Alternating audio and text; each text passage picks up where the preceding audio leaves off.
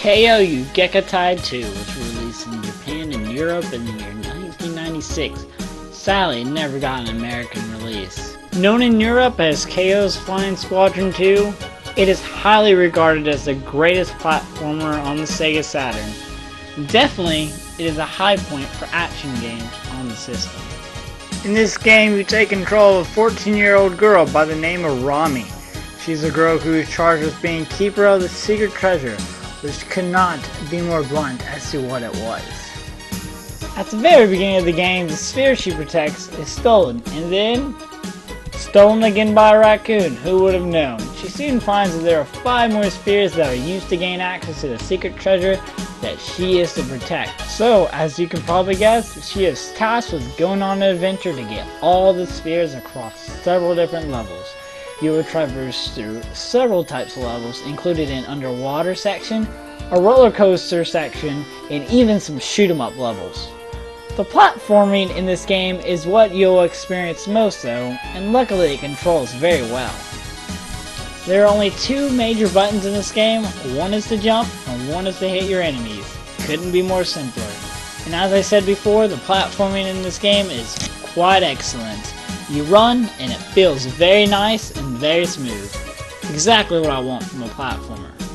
When it comes to attacking enemies, it's pretty simple as I said before. You just press a button. But there are 3 major weapons that you can use in this game.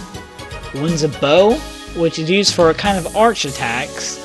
One is a hammer, which is probably my favorite and what you'll see most. And one is an umbrella, which is used for a kind of poke attacks and like smoothing your jumps. Speaking of weapons, what do you use your weapons on? Nothing else but enemies. And oh, the enemies in this game are really well done.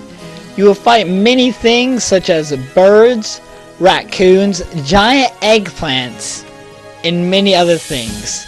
It gets wackier and wackier as you go. The enemies are just downright funny and they're just so unique. One thing I've noticed about the weapons in this game is really game changing. Really game changing. That is the fact that if you get hit one time while you're carrying a weapon, your weapon will fly out of your hand. And you have approximately 10 seconds to get the weapon before it disappears. And if you get the weapon, you can get hit again, and the weapon flies out and you repeat the process, thus never dying, having almost an endless supply of lives. In fact, because of this, I only found that I died a couple of times, and that was only when I wasn't able to get a weapon or I lost it. The game never takes itself too seriously, and in fact it is silly as can be, and I absolutely love that about this game the most. In fact, the whole game itself is unique. It is wacky and fun and absolutely a blast to play.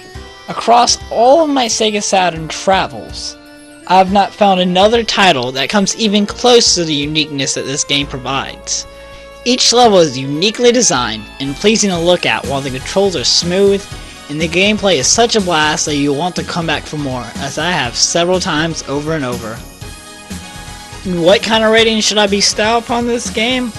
Well, nothing but a big old 5 out of 5 stars. This game is one that should not be missed.